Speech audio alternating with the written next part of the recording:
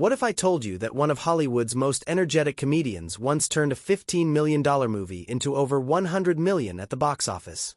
And just a few years later starred in a film that lost money despite critical praise? Today, we're breaking down Jim Carrey's biggest box office wins and his surprising flops, comparing production budgets versus worldwide gross to see which films truly delivered. From 1994's legendary triple-hit year, to Dramatic Risks, to his modern comeback in Sonic the Hedgehog, this is the ultimate budget versus gross breakdown. Let's get into it. In 1994, Jim Carrey did something almost unheard of. He released Ace Ventura, Pet Detective, The Mask, Dumb and Dumber, all in the same year. Let's break it down.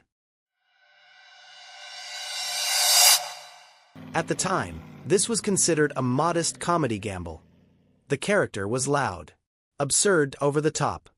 Studios weren't sure audiences would connect. But what happened instead was cultural ignition. Carrey's physical performance turned a relatively small studio bet into a 7x return. It established him as a bankable comedic lead almost overnight.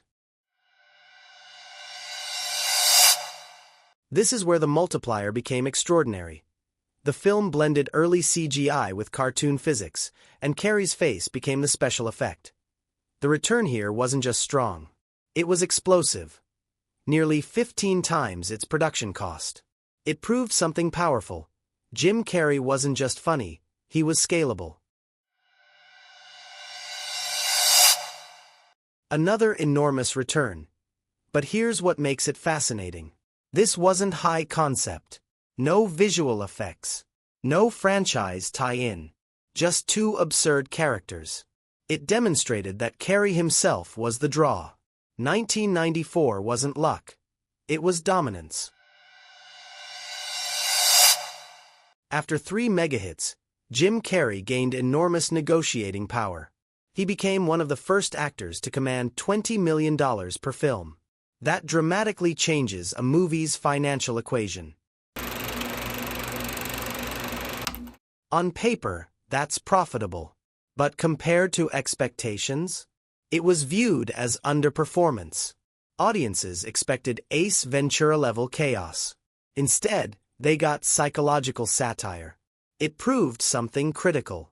When expectations and tone misalign, box office softens. This was the correction. Physical comedy returned. Energy returned. Audience enthusiasm returned. This film solidified that Carrey's commercial strength was strongest when the performance leaned fully into expressive absurdity.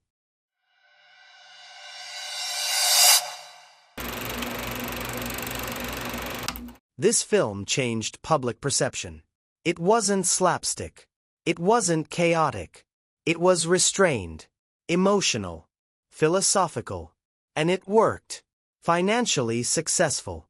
Critically praised. Award-nominated. This was Carrey proving range without sacrificing profitability. Financially disappointing, but artistically bold. Carrey disappeared into the role of Andy Kaufman, even off-camera. The performance earned respect. But audiences didn't show up in large numbers. This marks a turning point. Critical acclaim does not guarantee financial success.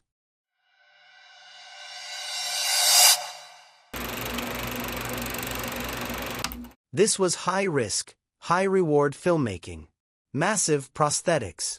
Huge production design. Family audience target. And it paid off. Beyond theatrical revenue, the film became a holiday perennial, generating recurring revenue every year. This was long-term profitability. For much of the 2010s, Jim Carrey stepped away from the kind of blockbuster filmmaking that had defined his career. He appeared in smaller projects, television roles, and occasional dramatic performances.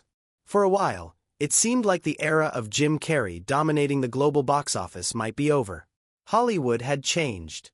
Superheroes ruled the industry. Franchises dominated ticket sales.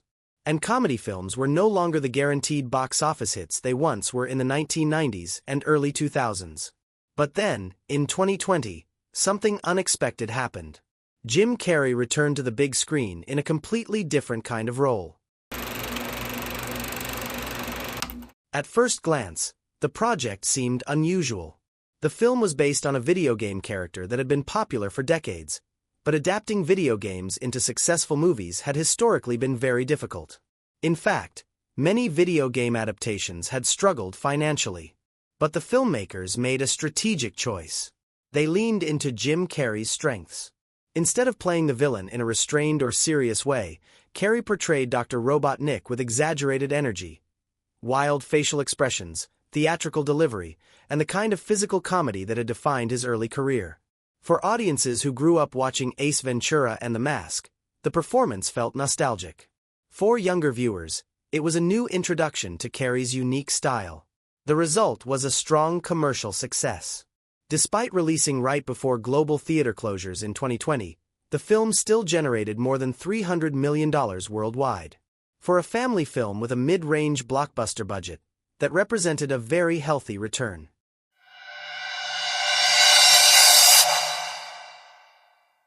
After more than 3 decades in Hollywood, Jim Carrey's career tells a fascinating story.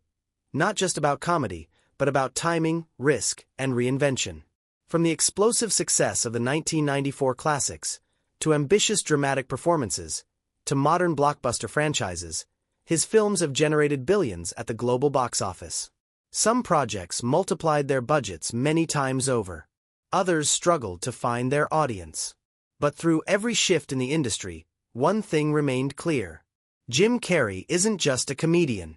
He's one of the most unpredictable and financially fascinating stars Hollywood has ever seen.